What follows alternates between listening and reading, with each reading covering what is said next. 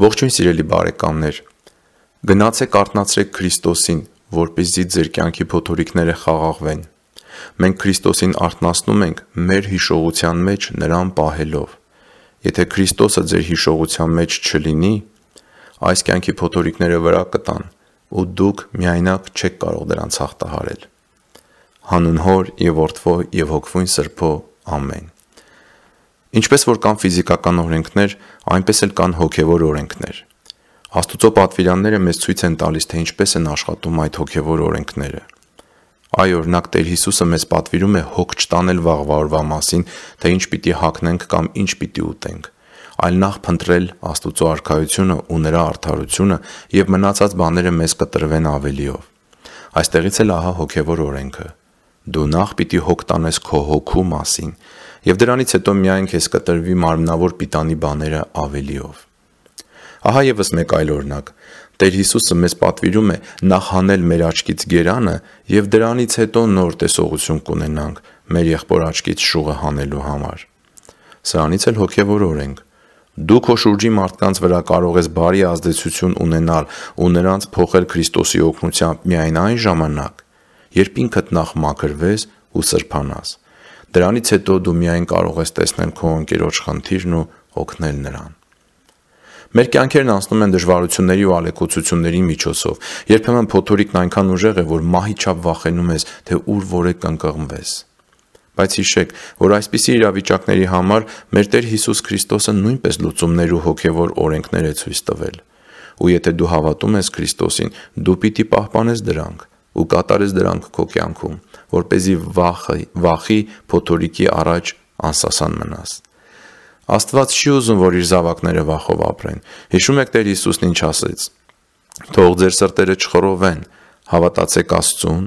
հավատացեք եւ ինձ»։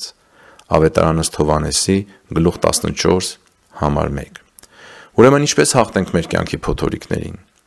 Մի անգամ Տեր Հիսուսն իր աշակերտներին ծովը տարավ։ Հանկարծ մեծ փոթորիկ բարձրացավ ու նավակը գրեթե լցվում էր,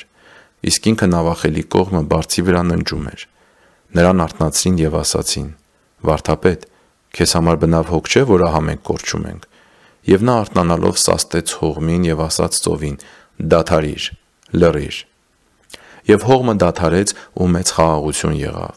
Եվ նրանց ասաց. «Ինչու այդպես վախկոտ եք, դեռևս հավատ չունեք»։ Եվ նրանք սաստիկ վախեցան եւ միմյանց ասում էին. «Ո՞վ է արդյոք սա, որ թե հողմը, թե ծովը հնազանդվում են սրան»։ Ավետարան ըստ Մարկոսի 4:37-41։ Տեր Հիսուսը մեզ այստեղ կարևոր դաս է սովորեցնում, որ այս կյանքի փոթորիկների դեմ մենք միայնակ անզոր ենք։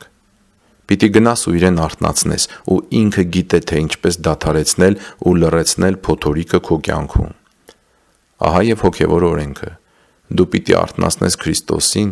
որ քո կյանքի փոթորիկները դադարեն ու լռեն։ Օրինակ, քեզ մեկը կշտամբեց, դա քամին է։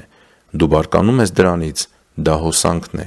Քամին փչում է, ալիքները բարձրանում են ու քո կյանքի նավը վտանգի մեջ է, քո սիրտը վտանգի մեջ է, գրում է Օգոստինոս հայրապետը։ Դու լսում ես քո նկատմամբ վատ խոսքեր եւ ուզում ես նույն կերպ հատուցել դիմացինիդ։ Եվ ահա այդպես հատուցելով եւ դիմացինիդ չարությամբ պատասխանելով ինքդ նավաբեկման ես ենթարկվում։ Ինչու է այսպես։ Սա նրանից է, որ Քրիստոսը քնած է քո ներսում, որ դու մոռացել ես նրա մասին այդ պահին կամ ընդհանրապես։ Այնպես որ արթնացրու Քրիստոսին, հիշիր նրա մասին եւ կարթնանա քո մեջ Քրիստոսը, գրում է Երանելի Օգոստինոսն ու ավելացնում. «Ծնվեց գայթակղությունը, սա քամին է, դուք վիճում եք, սրանք ալիքներն են, արթնացրեք Քրիստոսին եւ նա կխոսի ձեզ հետ»։ Սիրելի բարեկամներ, Տեր Հիսուսը մեզ սովորեցնում է քաջ լինել այս կյանքի փոթորիկների մեջ ու իրեն արթնացնել մեր հիշողության մեջ, որ խաղաղեցնի փոթորիկը։ Երբ Աստված հրաշք է կատարում, նա շատ բաներ է կազմակերպում, որպեսզի այդ հրաշքը պահպանի ձեր հիշողության մեջ ու մարդը չմոռանա, թե Աստված ինչ է արել իր կյանքում։ Օրինակ ծովի փոթորիկը խաղաղեցնելու օրինակով մենք տեսնում ենք, որ Տերը թույլ է տալիս փոթորիկ, որպեսզի փրկության միջոցով աշակերտներն ավելի ուժգնությամբ զգային Աստուծո բարությունն ու սերը։ Հիշեք ձեր կյանքի մեջ, քանի անգամ եք ընկել փոթորիկների մեջ ու Աստված փրկել է ձեզ։ մի հուսահատվեք փոթորիկի մեջ, այլ գնացեք արթնացրեք Տեր Հիսուսին ձեր հիշողության մեջ, որպեսզի խաղաղվի ձեր կյանքի փոթորիկները։ Աստված օրհնի ձեզ, մնացեք խաղաղությամբ, եւ Տերը կամենա կշարունակենք հաջորդ 3 շաբթի ռադիոայքի եթերում Երևանի ժամանակով 21:30-ին։ Բարի օր բոլորիդ։